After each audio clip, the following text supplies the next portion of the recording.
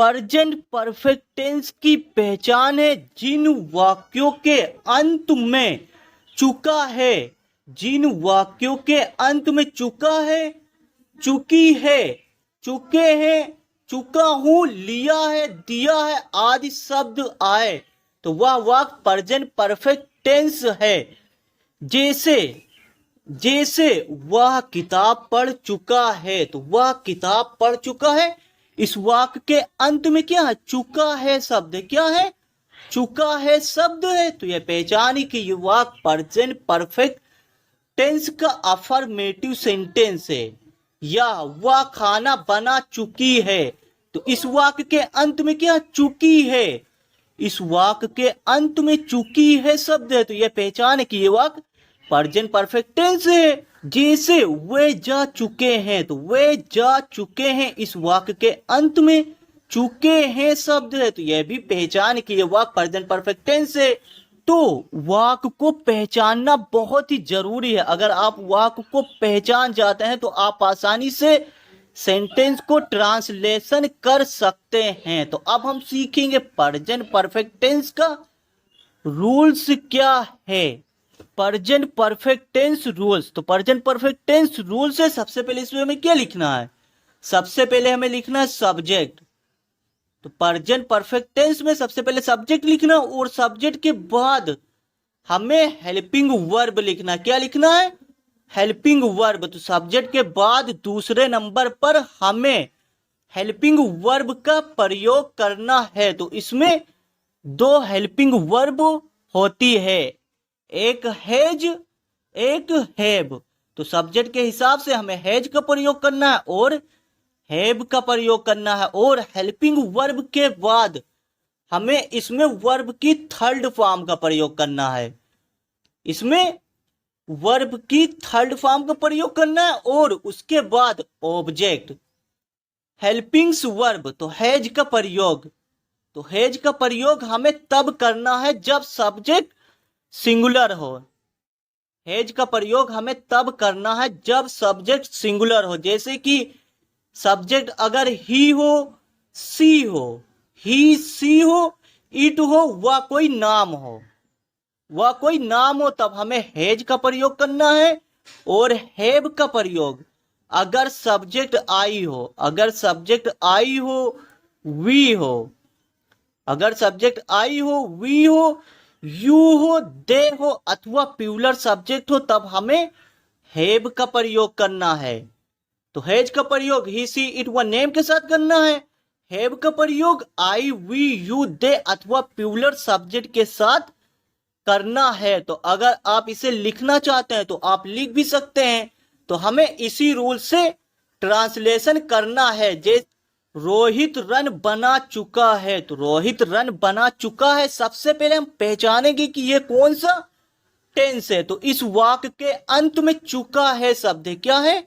चुका है शब्द है। तो यह पहचाने कि यह वाक्य प्रेजेंट परफेक्ट टेंस का अफर्मेटिव सेंटेंस है। तो इसमें सबसे पहले हमें क्या लिखना है?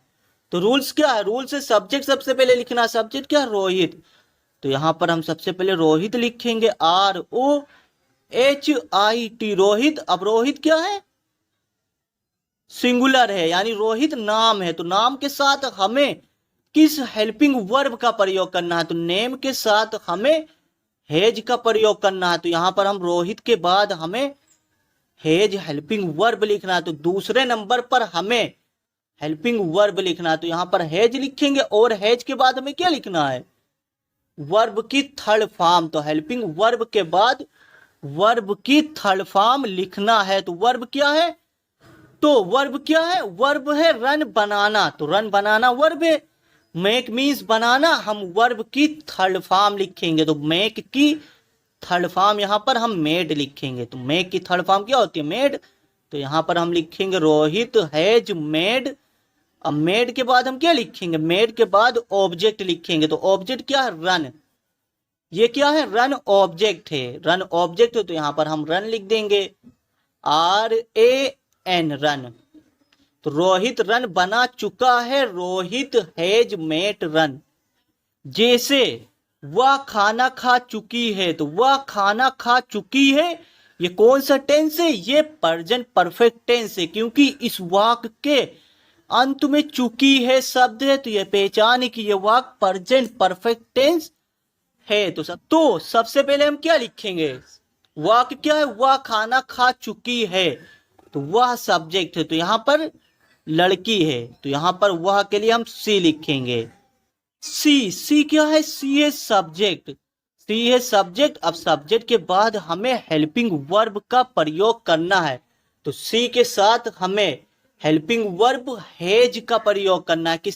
किसका प्रयोग करना है? हेल्पिंग वर्ब हैज का। तो यहां पर हम लिखेंगे सी हैज, और हैज के बाद हमें क्या लिखना? वर्ब की थर्ड फॉर्म। तो खाना, खाना वर्ब है, इसमें खाना वर्ब है, तो ईट मीन्स खाना। हम यहाँ पर वर्ब की थर्ड फॉर्म, ईट की थर्ड फॉर्म क्या होगी? ईटन। तो यहाँ पर ईटन लिखेंगे, सी हैज ईटन।